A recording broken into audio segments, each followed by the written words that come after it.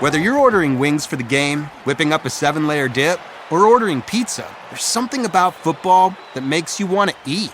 And this football season, Uber Eats has the best deals on game day food. No matter what you're craving, from 2-for-1 pizza to buy one, get one wings, Uber Eats will be dropping new deals each week, all season long. Uber Eats, official on-demand delivery partner of the NFL. Order now. Terms and conditions apply. See app for details. How do you feel great on vacation? Like really good? Easy. You go to Aruba. You'll spend your time relaxing on cool white sand beaches and floating in healing blue water. You'll immerse yourself in natural wonder and find your center on an island where things move at your speed. You won't just feel great, you'll feel relaxed, renewed, and ready for life. That's the Aruba effect. Plan your trip at Aruba.com. Meaningless stuff. Why do we gift so much meaningless stuff? Tired of generic gifts and hollow trends? Shutterfly allows you to create meaningful photo gifts for your family and friends. Whether it's a cozy fleece blanket for grandma, a stunning canvas print for mom, or a mug to make dad smile. Enjoy 40% off with code MAKE40 at Shutterfly.com and make something meaningful this year. See site for more details.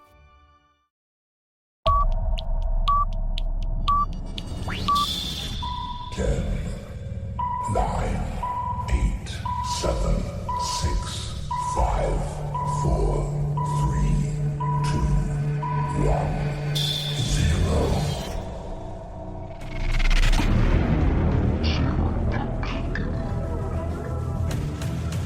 He manages to get it wide to Jacob Minter.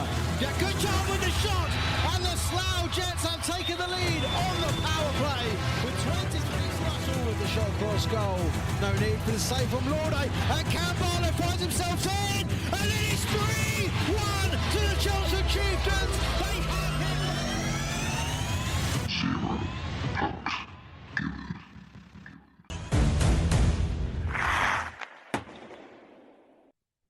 Hello and welcome to Zero Pucks Given, the UK Ice Hockey Podcast.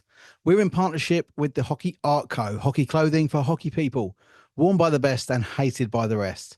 Listeners to the ZPG network get a 10% discount off everything at hockeyartclothing.co.uk.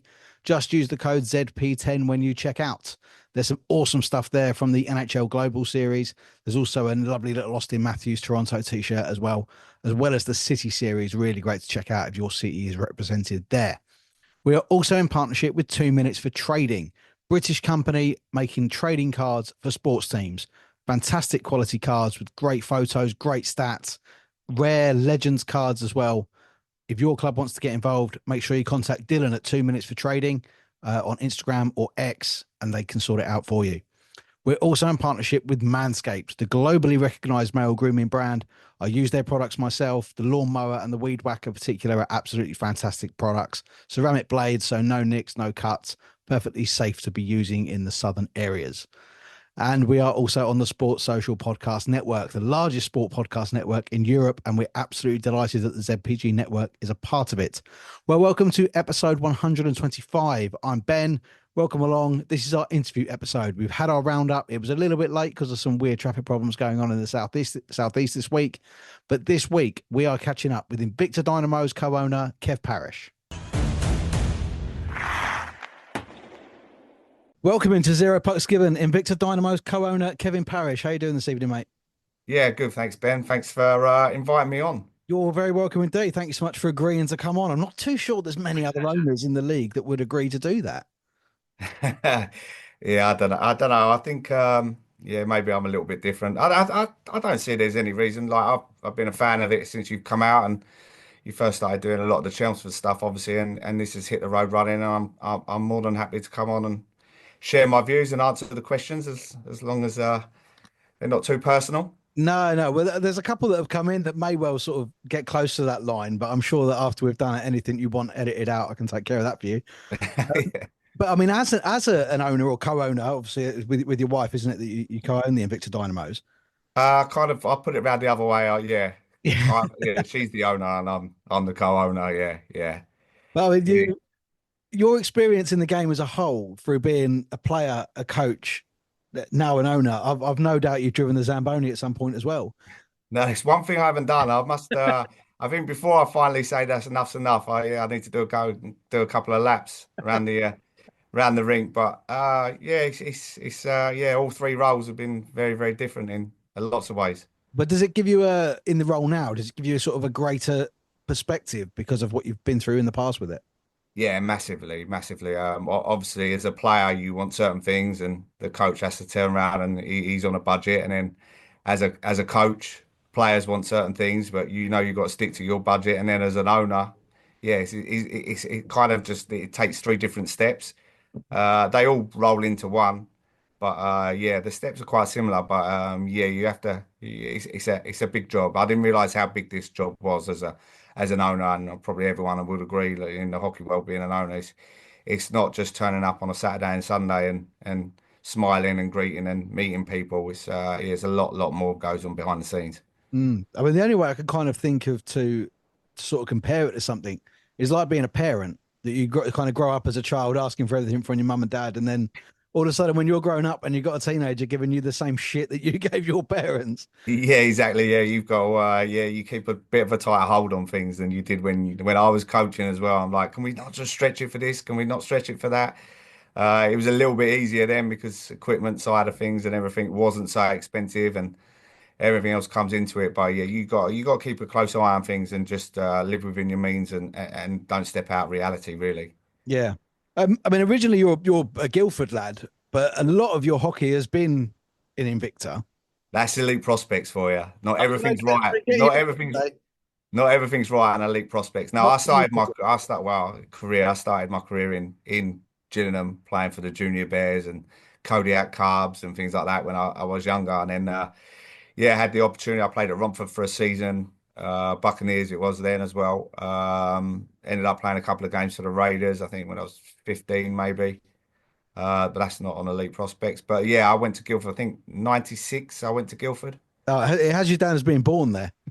No, I definitely wasn't born there. No, I'm Kent through and through. proud to say I'm a Gillingham boy through and through. Well, we did a few weeks ago on the podcast. Obviously, we had Bob Ballard who started his Yeah. media career with the Medway Bears down there in Gillingham, and he sort of mentioned he spent some time with you across the years down there because it's almost like an ice hockey dynasty in Gillingham. Really, you've had an awful lot of different identities, but the Dynamos really has seemed to stuck down there, isn't it? Yeah, obviously it started off in 82, maybe 88. I can't remember. Even the Queen opened the rink. So yeah, it was quite a big thing. And I think Kevin McNaught come in as a Canadian, brought over these other Canadians, and that's how I got into it. It was just let's go and watch this ice hockey, see what it's all about. It was unreal, you know. It was like we left after the second period because we didn't realise there was three periods, and got rushed back in by someone saying, "No, there's." I think they were playing a Swedish touring team at the time, and yeah, loved every minute of it. And I went to a hockey school, I think 2 weeks after, and got into it that way. But yeah, it's been huge. It's been huge ever since the Bears days, and then lucky enough we were the Invicta Dynamos owner at the time, Dave Hodge, took over. And it's just grown and grown and grown. It's a massive thing on a Sunday night to do down in Gillingham is go and watch the Invicta Dynamos. Yeah, I think you're quite nicely placed as well, where the rink is. You know, there's good parking, good access from a lot of different ways. There's no real trouble of anyone getting to the rink, unless, of course, we have what happened yesterday, and no one can get from Kent to Essex at all. Yeah, yeah, there is a couple of times. Yeah, it's good in that way. Like you're, but we're the furthest away from any other rink kind of thing, Yeah. especially in our league. Or if you when we had the little chance at EPL and the travelling and everything else is just huge. And attracting players, you got to attract your own junior youth before you can look at anything else because it's such a mileage difference between you in Romford you've got Chelmsford, you've probably got Lee Valley, the catchment area we've got is 50 miles away really. So it's good in some ways, but being the furthest rink out of the way, and it's I like Cardiff have come back into play and they're desperate to play us on a Saturday night and not a Sunday night, so they've got a little bit of an easier travel back to where they've got to go to next. So yeah, it's got its ups and its downs, but yeah, like I say, you off-road parking in the rink, yeah, you're straight onto the M2 and then home you go, especially for you over the bridge, and then you're in. Well, with the as you say, with Cardiff being back in there, the boys actually had a proper weekend away, didn't they? Weekend just before last, where they had Cardiff and Swindon on a Saturday, Sunday. Did you go on the road trip with the guys? No, I didn't. Unfortunately, I couldn't go to that one. I think I might go to the next one just to make sure if boys behave themselves on a Saturday night because the result wasn't too great on the Sunday. So yeah, it's just something that we wanted to do, get the boys together, put them up in a hotel and just give them some time, a little bit of bonding time together.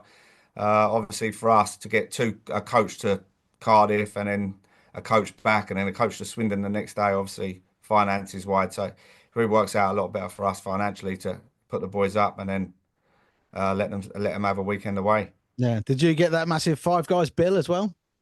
No, I didn't get that massive Five Guys bill. No way. No, no, no. That wasn't. I don't even get a Five Guys bill for me or my family. So yeah, there's no way I was getting that bill. I haven't seen. Well, I've seen Cole twice since, but he hasn't slipped it in my pocket yet. So I'll wait and see what he does. But as you said earlier, with sort of Invicta in Gillingham being kind of cut away from everywhere else, I think the youth setup at yours is a really big deal. Especially I know to Carl it is. And bringing those players through the junior system and into the Dynamo setup is a real massive thing down there. And is that something that moving forward into the future, you think that the Dynamos will be more known for that than bringing perhaps, National League level talent down is going to be bringing local talent up?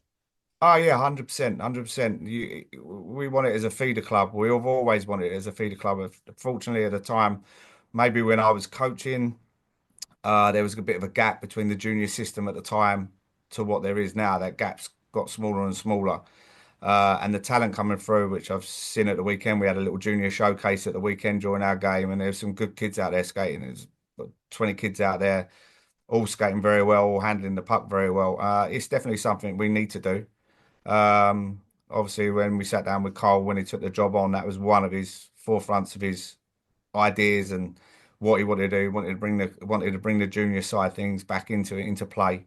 Obviously as well because you've got to rely on your junior system because like I just said, we've got guys 45, 50 miles away. You don't want that every year. You don't want to be looking at them guys. You want to be looking to retain within. And I think since Mike Kindred's taken over and Phil Chard's taken over the junior setup there, they've got some really good coaches on the ice, and it's showing it. It's progressively growing bigger and bigger, the junior club, and it will help the senior team in the long run, whether I'm here or whoever's there in years to come. Some of these 10, 11-year-olds, they're going to be chomping at the bit to play for the Invicta Dynamos, and I think that's what every club should aim to do.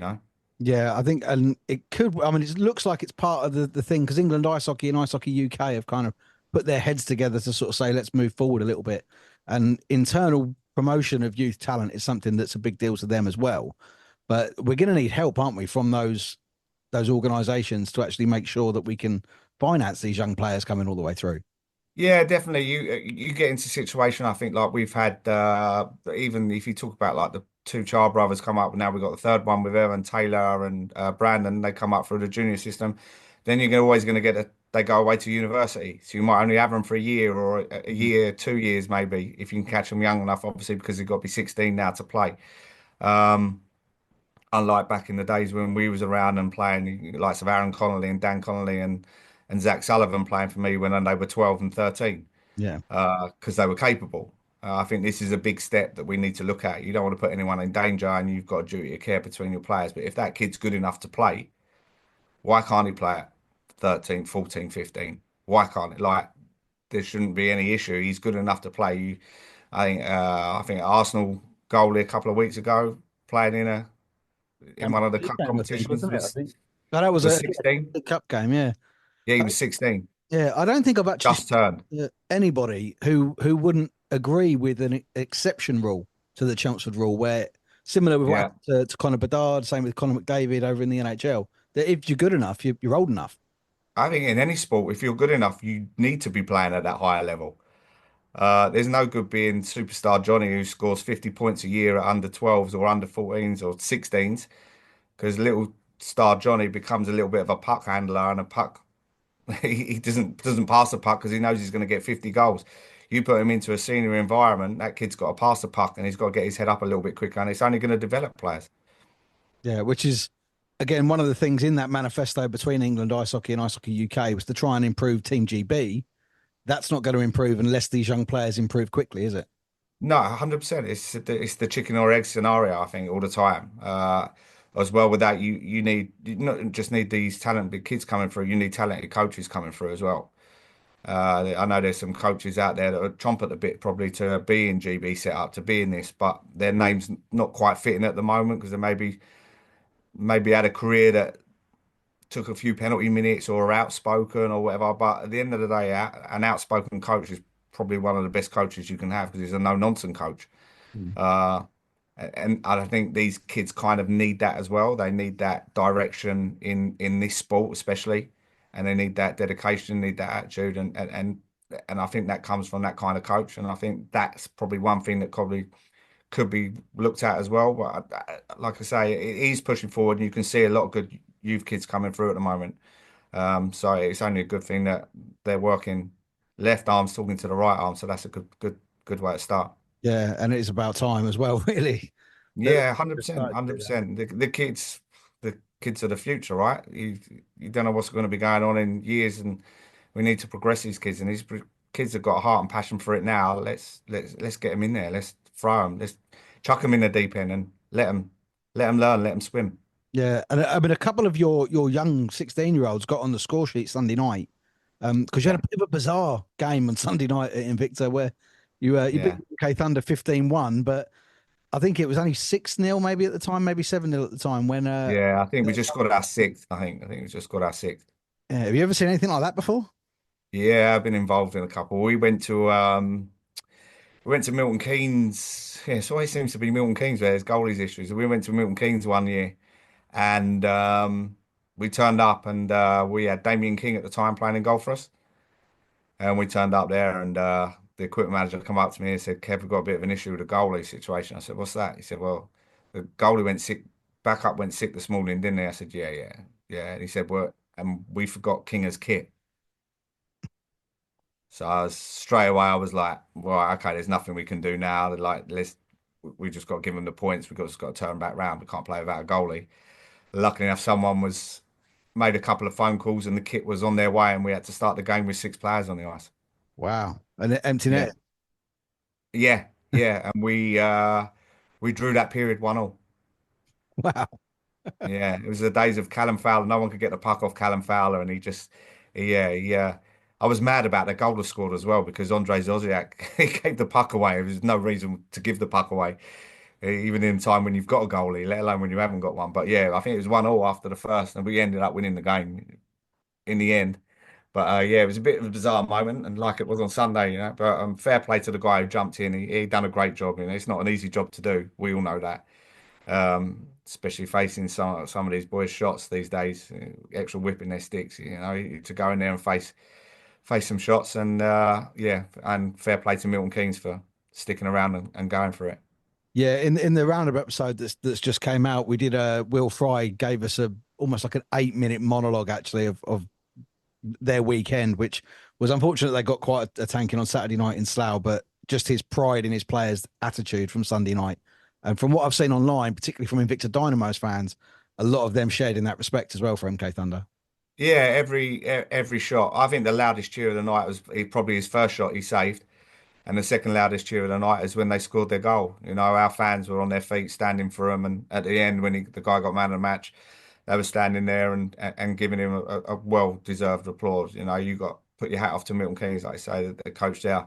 Their boys didn't give up. They didn't give up. They carried on going, and I think they know they're in for a tough season, but they've got to stay positive with what he's doing. They've got to stay positive with what they're doing. You know, they could surprise someone if a team goes into that rink or they come to your rink and you're taking it lightly because it's MK. But don't do that because they could surprise a few teams if guys take it lightly. Yeah, they've certainly got capable players. I mean, for the Dynamos this year, obviously a couple of years ago you won the cup, in a sort of a very quite a dominant year actually, particularly over Chelmsford, where I think you beat them 9 times out of 10 across the top. Yeah, Beat them in the league. I think you finished third that year, got quite close to near the top of the table, and then of course had that incredible playoff weekend at Milton Keynes with the solo yeah. around in the last few seconds, where that second playoff game just always seems to bring up something incredibly random. But It the was it was it. I won't talk about the disallowed goal though as well that should have won us the game, but yeah, fair play. Solent come back. They threw five forwards on. We were struggling on the kill as well, and ended up game. But yeah, it was a fantastic game for any neutral there. Was watching that game, we've probably seen the best game over the weekend was that game, and I'm pretty sure that the year before was the best game as well, the second semi-final before going into the final. So yeah, it was a good start for us under the new leadership and the new ownership and everything else that we was running. It was a good start for us. Maybe a little bit too early from what we planned. Mm. Maybe the ambitions were too early, and the ambitions of people around us maybe thought they won a trophy in the first year. Let's go and win the league next year. It's not an easy league to win. We know that, but we're on the right track, and that's what we need to do. We just need to keep staying on the right track and not get away from what we set out to do 2 seasons ago. Yeah, I mean, when you took over at the Dynamos, did you have a plan? Was it a 5-year plan, 10-year plan of what you actually planned for the club to do? Yeah, we kind of we did, and then it didn't quite work out of exactly what we wanted to try and plan out. It was hard attracting players. Didn't have that youth system coming through. It just didn't kind of work in the way we wanted it to work, and obviously I can't take my hat off quick enough to Anthony Leone, Jibbar, who took that role as coach. He was absolutely outstanding to work with, especially I've always worked well with Jibbar, even if when I was coaching and he was captain, he was a superb captain. Like he's gone on to coach the kids now, and he's absolutely loving it, doing a really good job. I've tried to get Uh, him in it since it started, and it's not his thing. no, he's not. He doesn't even answer a video call on a WhatsApp, so he's not. Yeah, he's a private guy. He keeps himself to himself. Just gets on with his day job, and then he takes Luca Rocco to training, and then he does that. But yeah, and then obviously Jibber stepped down and retired, and Cole come up with this plan and sat us down and put a presentation in front of us, and we ran with it. And by all means, I'm happy with the way things are going, and the plan is, like I said, it's on track, and we need to keep it on track. Yeah. So with the what's like a day in the life of being the Invicta Dynamos co-owner then on a weekend? How does your day kind of go? How's my day go? It's my day's not too bad. It's Sarah's day that's absolutely carnage, to be honest with you. She's in charge of all the social. She does all the social media, or everything to do with game day, to everything we do with sponsors. Yeah, so yeah, that's probably a question that Sarah could answer. But yeah, it's a That's a, busy time. that's a massive thing as well these days, isn't it? It's the social media side. I mean, Social media side of things is unreal. You've got three like a different full-time platforms we job, isn't use. it? Yeah, yeah, it is a full-time job for someone, obviously, but the, we haven't got the money to pay someone a full-time job to do it on social media. So unfortunately, yeah, Sarah does it, but she does an unbelievable job. And the help we get from certain videos that come through from Freya doing her video reels, and Dave, the photographer, gives us, and Ben does all our graphics for us as well. There's a lot of help that goes on behind the scenes that helps us day to day, or even weekends. The volunteers at the ring, without them, 50-50, shirt off the back, chucker park, and things like that. Without all these volunteers on day to day life in a hockey ownership, you couldn't do it yourself. There's just no way. No, no. I mean, as you said, just social media on its own, like a full-time job, but then all that other stuff at the rink. And I do find actually with your social media across all the platforms, the balance is really, really good. There's a good amount of posts. There's no sort of pointless and almost virtue signaling posts. Everything is good information. It's all really good quality, as you say. You've got the graphics. Freya's videos are fantastic. I really enjoy watching her work, and I really do think that it does push a hockey team on a little bit, even down to little things like having your Twitter account verified. That Yeah. that just makes a really big difference, I think.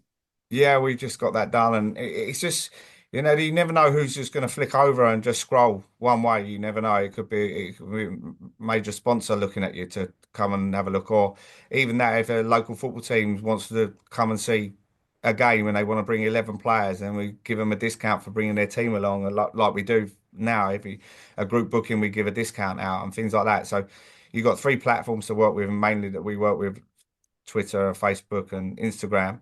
and you never know what you can. It's a free way to advertise. No, it's a lot of work that goes into it. It's a free way of advertising, and it gives us our sponsors that we've got now. It gives them coverage as well. So it's out there. We use it, but yeah, it is hard work for Sarah. Mm. It's the biggest job. I think it's the biggest job in the club, to be honest with Yeah. So, well, I mean, I doing it for this is as you. well as Yeah, your full-time job. It does take an awful lot of time. And I'm also doing with ZPG Ice Maidens as well, our women's only but yeah. podcast that comes out of our network. So yeah, it certainly is a lot of work. But your YouTube as well is fantastic because you get the game highlights on there sort of less than a week after the game's happened, and it's always a good quality. The graphics on that are really good. How close are you, do you think, to perhaps going live with that? Um, I'm not too sure. I'm not a massive fan favorite of the live streaming. Mm. I'd rather if people can't make the game because like, I watch the ones if we go to Milton Keynes or Oxford used to do the one. The guy commentating at Oxford used to be pretty good. So it was good value for money, but I'd rather have people in the building than going through another platform. I'd rather have even if 30, 40 people bought that stream, I'd rather have them 30, 40 people in the rink just because of the atmosphere. Yeah, I'm not sure whether we would get the Wi-Fi connection and everything else that goes with it and the cost that comes with it. I'm not too sure on everything and how it would work with a media company running it and what the split would be and everything else. But I for me personally, I'm old school. I want people in the building. I want that. I want away fans in the building as much as I want our home fans. I want that singing going back and forth, across the rink. Like, yeah, if you hate them, clap your hands. If you hate them, clap your hands. It creates an atmosphere and the drums and everything else. And I just don't think you get that off a stream. yeah. No, that's fair enough. I say there's many different opinions on it. It's and obviously being in your position to your club, your opinion matters with it. So that's yeah, that's absolutely fine. But And I'm sticking with it, and we're not live stream now. I don't. It's not. I'm not saying we're definitely not ever going to do it, but it's just for at the moment we're just happy with the way things are going with what we're doing. yeah. And I say the highlight packages that go out are absolutely brilliant as well. And it's because it doesn't take that long for them to come out. They're sort of out within a week. So everyone, Yeah, we try and get them out as quick as possible. We got also Cole is knocking on our door as well because he wants to see the full package as well. He wants to highlight things for ready for training on Tuesday and Thursday. So yeah, jumping at the bit to get it out. So we get them out pretty good. And I think Paul Bennett started that years ago, Invicta Dynamos channel, and he did an absolutely amazing job of it. Got it up and running. Even in like the lockdowns time, we had live events on the lockdown, quiz nights and things like that on the lockdown. So yeah, he kind of got Paul Bennett got the ball rolling on that, and the media team are taking it over, and it's doing a good job. I'm pleased with the results that we're getting hits wise on them. yeah, absolutely. Well, we had a few questions come in from across the social media platforms. I've managed to keep hold of them this week. When I had Drew Campbell on, I lost them all, which was This could be interesting through social media for questions for me. yeah. There was one that came through on Facebook from Ryan Warsall that asked, "What made you be a Dynamo?" What made me be a Dynamo? Yeah, I think just back the first day it got going, I was floating around probably just playing.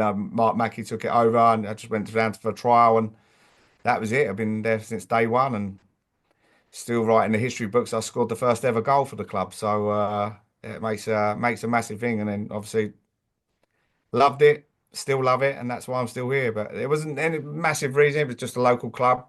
yeah. I was there. The first goal for the club. That's a massive clang, isn't it? Dong.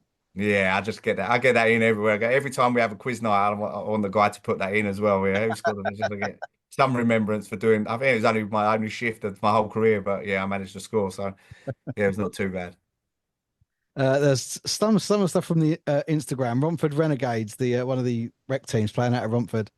When I asked for questions for Kevin Parrish, they said, "Do you mean Super Keithy Parkish?" Yeah, that's another one. We played. I think we played at Slough on a Friday night in a junior game, and they announced me as Keith Parrish. And then the next night we had a game there. I think it was under 21s game at the time. And yeah, I was Keith Parkish or Kevin Parkish. So it was yeah, Keith Parkish has always come from that. But that's an old school fan now, I think. Yeah, yeah, I would imagine so. Have you ever had a, like, what was your nickname when you were playing? Uh, KP, I think mainly. Yeah, KP, Kev. Yeah. Yeah, nothing really. It's pretty hard with Kev. Yeah, it's just KP, Yeah. really. Got Yeah. to be short and sweet, isn't it? Just to, Yeah, there's no Y on the end of that. Kevsy, I guess. I don't know how you can put it, but no, my name really didn't get, no, I didn't get short. And there's probably a few ones that I got called when I wasn't listening, but yeah. You said out of earshot as well, I'm sure. yeah, yeah. Yeah. Amy Shaw has asked, what was your biggest achievement when playing hockey? Biggest achievement when playing hockey. Probably when we first probably won the league when we were Dynamos in Haringey. I can't remember the year now. I'm terrible with remembering things, but that was probably up there in playing wise. Anything else? No, I represented. I played a couple of GB games before the squad got cut, and they realised that I was up. I think it was I was a month too old to actually go to the tournament, so I didn't get selected for that. But that was nice to actually wear a GB shirt, and we played a Milton Keynes Select back in the day. Rick Strachan and guys like that were around. That was a good thing. Coaching wise, probably my biggest time was winning in Coventry over the weekend, beating Sheffield finally. It took us a while to get there to get a win over Sheffield, but coaching wise, yeah, winning in Coventry in front of that big fans in the Coventry weekend was a massive achievement. That was probably my playing days wasn't a massive achievement really. I wasn't the best player to be honest with you, but I think that's probably why I coached not too bad because I watched so many hockey games from the bench. I realised what was going on a little bit more than other people. So yeah, so it was more on my coaching side, but yeah, Coventry I look on as my best achievement. Yeah. I mean, they often say so that the best players don't make the best coaches, don't they? So, Yeah, I mean, I think that's the bad players that always say that. It's always one of my lines, anyway. Yeah. but if, on to players that are not too bad and also look pretty good without their top on, Richard Harris has asked, who's got the best trousers in the team? Oh God, some of the things that boy wears is just turned up the other week, and we've come to a game or going bowling. Yeah, but I guess he's got the body, he's got the Instagram followers. He probably gets paid to wear after. Well, he should get paid to wear after stuff because he shouldn't be buying it. Put it that way.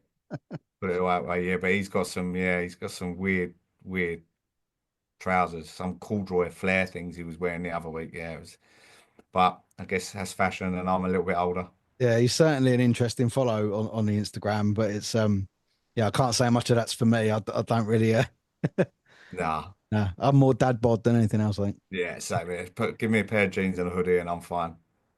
Harry Pike, 2006, has asked, what happened between you and Callum Fowler? What happened between me and Cal? I just got to nothing happened. We see each other now and then. We still chat. It was just got to a stage of Cal was picking and choosing games really, as far as I can see, and it was probably upsetting a bit of the rest of the team. That guy would come in and then come out, come in and come out. That's it really. I just had to do what I had to do to benefit the rest of the 20 other guys that are in the room and not just that one guy. Yeah, I suppose that's one of the hardest parts of the coaching and ownership areas, isn't it?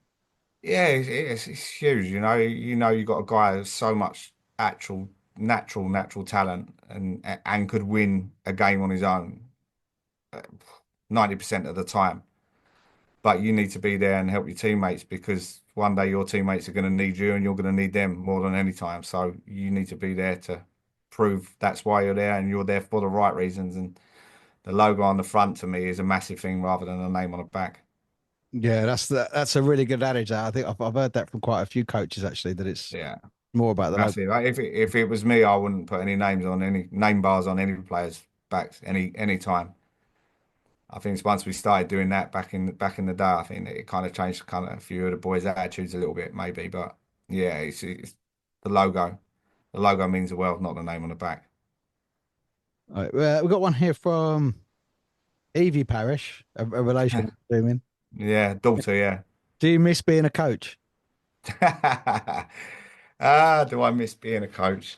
Some days you do, some days you don't. I don't miss the late nights. I don't miss traveling around the country. I'm a little bit older now, and my job's quite full on as well. I was like, rushed in tonight to sit down and have a chat with you. Mm. I never know when I'm really finishing from starting at half six, 7 in the morning. You don't know when you're going to finish, but I miss it. Yeah, I miss. Yeah, I think any sportsman or ex-coach or anyone environment, you miss the room, you miss the change room. Us lucky enough, we still can go down and see that kind of a little bit, but don't really understand all the jokes that are going on, obviously. But miss coaching, yeah, I do miss it. It's frustrating at times when you want to do something and maybe you can think, oh, you could change that, but the game's changed so much since the last 5 years, probably since I've stopped coaching. Would I ever get back into it? No, I wouldn't get back into it. I miss it a little bit, but not that much to ever go. I'm going to go back coaching again. Do you still go down to the room? Yeah. I go down. I have to go down just the way the rink's set up, just to get players' passes sorted out before the start of the game. Uh, Sometimes we have a little chat with Carl, just to see what his thoughts were over the week, over the game before on a Saturday, or whether the training, what training's been like. Speak to the physio, make sure everyone's in shape, make sure everyone's who's maybe we've got a couple of bangs who's not icing tonight, just to make sure that we're going down the right protocols and making sure everyone's safe before they go out to play. And yeah, I go down there. I still speak to most of the guys. We have a barbecue at the start of the season, then we have a big team meeting then and introduce ourselves. And we kind of keep it quite tight. Our doors open and my phone number. Give us a ring if you need anything, but not late at night, obviously. I'll be in bed. But yeah, I still go down there, try and keep out the way as much as possible when the game's actually on. Go down there at the end of the game and sit down and have a beer with, well, Cole doesn't drink, but I'll sit down and probably have a little debrief with Cole for 10, 15 minutes after the game as well. Yeah, excellent. Rodders 73. What are you taking when you go camping? That's a good game, great game. I'll just take ketchup. Just ketchup. Always take ketchup. What would you take, Ben? Oh, I do love camping, but it'd have to be a bottle of Kraken, I think. Oh, you can get a bottle of, yeah, see, there's a twist to this game. Go on then. No, I can't tell you. It's live. It's like I can't tell you what it is, but you can take a bottle of Kraken. You can take a bottle of Kraken. That just But yeah, helped me sleep. the camping game, the camping game, yeah, it was good after practice game when you used to get new boys in, and we used to play it all the time. And yeah, some boys get frustrated.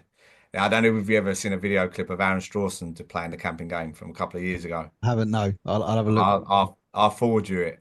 I'll forward you it. It's absolute crackers. Yeah, it's a good video. It's a good video. And then I love this question as well. So this could take us a little while from Emerton J on Instagram. The best import that you coach/signed, and could you pick a best starting team? Oh God. Wow. The starting team would be what? Just one import on the ice or two? We'll go with two. We'll go with two. Go with two. Can we push it to three? I don't know. Let's Last year's rules. so there, I've got some favourite imports in my time, just in so many different ways, really. If I'd have to nail it down, it would probably be Andre Zozniak. It was absolutely immense for us when he came in. Uh, total professional. Um, Adapted to the English way straight away. Adapted to the English game straight away.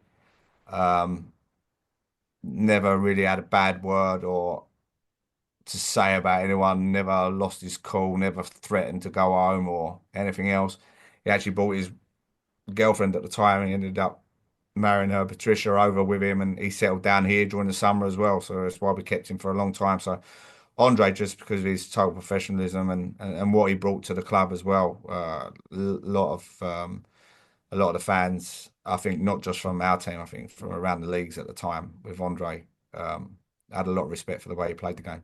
Mm. So my favourite five or my best five, you can't. You'd have to start probably. God, it's so hard. Joe White was immense for us as a goalie back in the days. Won us Coventry. Damien King won us the playoffs. Uh, Ian Rowland's won us leagues, so choose three of them. If I left anyone else out, I apologise. Um, I probably have to go with Joe White as a goalie because he stole us Coventry at the time. It was a win that he wanted badly over Sheffield, so I'd have to go Joe White. Defensively, Andre would be there, so he's one of my imports. Mm. Um, I'll probably go for one of the old legends, probably Phil Chard. He's got a little bit of his Canadian blood in him, but he is classed as a British player, so I can go with him. Forwards wise, you're not going to go anywhere else. I would put Callum in there. Unbelievable player. Points wise, he got was through the roof, and then to even top him was Andy Smith. Mm. I think over 1,000 points for the club. Unbelievable player. And then I've got a winger. I'd have to go probably Geordie Black. Geordie Black signed for us. Oh, God, yeah, I think we did win Coventry actually, but I'm not sure it was that year or the year after. But Geordie Black was a massive player for us. It was the year, I don't know whether you was around then, but it was the year they kind of stopped fighting totally in the league. No, As soon as you had any fight, you was out. That was I, it. yeah, I've only really been in since about 2019. So Right, okay, yeah. So yeah, I picked him up from the airport and driving back to the house at the time. And he said, like, how many times do you want me to drop my gloves? And I said, no, I don't. You'll be banned. I want you to score goals. And he was like, I'm not a goal scorer. I think he scored 6 goals in his first game. So yeah, he was a hell of a player, and he stayed a real close family friend ever since as well. I think probably a lot of the reasons for picking them guys are probably the same as well. But yeah, they brought so much to this club. Peter Vasson and Justin Noble as well. Great imports. I got very lucky with imports that I had over here at the time I was running it. Got lucky, and it's a lucky dip sometimes. Sometimes you'll get a really good one. Sometimes you get one that just can't settle, but good pedigree. So yeah, I have been quite lucky with the guys I had from overseas. yeah, as you said there about you can't always tell with an import until they're literally on the ice in front of you whether they're going to settle or not. And you say some of them the way they behave so professionally. Is that a massive part of your job to make that club feel professional for everyone that's involved in it? Yeah, yeah, you have to. You have to put the invite. If you haven't got the right environment from coming into the rink to leaving the rink, even the little things you try and do, especially not so much now because we haven't got team housing or players billeted out or anything like that this year. But when you have done, make sure that the family are happy with everything that's going on, making sure you're in close contact with that family, make sure you're in close contact with the girlfriend comes over, that she's happy, that she's living in the right place, help them find a job, help them with the contacts that you've got to make sure you just give them as much as you can to kind of make it home from home situation for them. Yeah. Even though it's not, but the home comforts, and you try and give them everything you possibly can, again, within your means, and make them feel as comfortable as they possibly can away from the rink as well as it is from the rink. It's just as important for us, just as important for me when I was coaching, that if you've got a happy hockey player away from the rink, you've got a happy hockey player in your dressing room. So it helps, goes a massive way. Mm. And is it, I mean, even with like local players, is it little things like the team tracksuits and the merch and that thing just makes the club feel that little bit more professional? Yeah, it does. Like making sure, it was a big thing from when I started taking over this club when I was even coaching. One of the biggest things I saw was everyone wearing mismatched helmets and gloves and socks, and short covers weren't right, and everyone's wearing different colours, and it's just tried to instill that from day one really, and I've kept it going. I'm a big believer of it. I know Carl is as well. I think if you look all the same, then you haven't got that character trying to be someone a little bit different. Mm. Again, it goes down to the logo and not the name. It goes down to you will wear that colour because we wear that colour. Team first. Yeah, same little things down to chin straps. You make sure everyone's wearing black chin straps. You've got a guy who wears a white one. Let's not wear a white one. Let's all be the same. We're a unity. We're a unit. Let's stay as a unit. Let's not go individual, because you start going a little bit individual, it leads down the wrong paths. Yeah, And that's a big absolutely. thing for us. Team tracksuits. Yeah, you look smart. As hockey players always said, you feel good, look good, you'll play good. So we try and instill that as much as we can. Excellent stuff. Well, Kev, I wish you all the best for the rest of the year with the Invicta Dynamos. I will get down to the stables at some point this year. Yes, make sure you do, Ben. Make sure you do. Let me know before you come in. Absolutely will do. Yeah. I say it may not even be a Chelmsford game. Just if I can get down for anything, I'll get down and have a look. I'm hopefully going to see Slough against Streatham in a couple of weeks over at the Hangar. Yeah, it'll be a good game. Yeah, looking forward to that one. I think Slough are actually the best team I've seen so far. Yeah, I think they're probably my pick at the moment. Yeah. So I think that the level is really good this year. I think we said before the start of the season it would be competitive. There's been a lot of wide scores, but I think there's going to be this year. I think you can probably pick the top 5, and then below the top 5 is a shootout. We've you've seen it. If you take a night off, teams below you or so-called below you on paper at the moment or whatever, but obviously no game's won on paper, right? So you've got to go out there and play for 60. You don't play for 60, these teams are going to hurt you. We found that out already this year with Romford and Swindon. And people can say it's a blip or not a blip, but you got to give total credit to Romford. Played a blinder that night. I wasn't there at Swindon, but they've earned 3 massive points, and you've got to be on your guard, and you've got to play for 60 in every single game you compete against in this league. And unfortunately, the top teams have got a little bit better, and everyone around them has got better as well in that top 5. So it's going to be interesting. Yeah, it certainly is. I'm really looking forward to seeing sort of the fixtures start to give us those games, because it's been a lot of, as you say, top 5 playing bottom 5. Had a couple of sort of surprises here and there, but a lot of wide scores. But I mean that the Slough Chelmsford game Sunday night was one of the most incredible games of hockey I've ever seen. Yeah, that's going to be fast paced, action hits. Yeah. Like a low scoring game, which is if people aren't really used to hockey, they're used to these high scoring games. But I'd prefer to be involved in a 3-1 game than I would a 16-0 game. Yeah, I prefer to watch that. Me as a spectator, I'd find that more entertaining. So I can imagine that the game on Sunday was probably one of the better entertaining games of the season so far. Yeah, and I think even when we played Chelmsford, the 4-3 game, that was a good end-to-end game. Could have gone either way as well. So them games are going to be tight. And like I say, you got to play for 60 in every fixture you turn up for this year. Yeah, I think one of the things I noted from Sunday in the Slough Chelmsford game was only 4 icing calls throughout the whole game. Which I think that tells you how well they were playing the puck in all 3 zones. Yeah, it's good puck possession straight away there. Yeah. Unless the linesman just wanted to get off early. Who knows? I think touching on the officials in this league is an entirely different episode. No, I wasn't touching on the officials. If it wasn't for them, we wouldn't be playing. So we can't give them any stick. Absolutely. They deserve the utmost respect for doing a job. It's certainly a job I wouldn't want to do. Exactly. It's got to be respected, that job. Yeah, Kev, thank you so much for your time. As I said, I wish you all the best for the rest of the season. Cheers, man. Thank you very much for having me on. I wish you all the best in this as well. Keep doing what you're doing. A massive thank you to Kev for giving up part of his evening to talk to us here at Zero Pucks Given. That's the first owner that we've had on. It's a really interesting perspective and a different view on everything that goes on. And obviously, as we said to Kev early on, going through being a player, a coach, and now an owner of the same club gives him a really interesting perspective on it as well. So thank you so much for listening. Don't forget to check out our partners at Hockey Art Clothing, 2 Minutes for Trading, Manscaped, and Sports Social Podcast Network. Thanks for listening. I'll see you next time.